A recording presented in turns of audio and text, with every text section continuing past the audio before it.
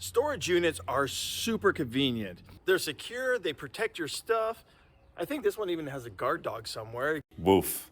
But the question comes up, what happens if there's a fire, a flood, explosion, or even a theft? Anything could happen.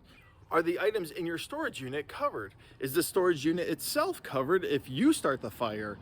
Renters policies, homeowner policies cover it up to certain limits. Stuff in storage units can be covered anywhere in the world. If you have a storage unit over in Egypt, it's covered.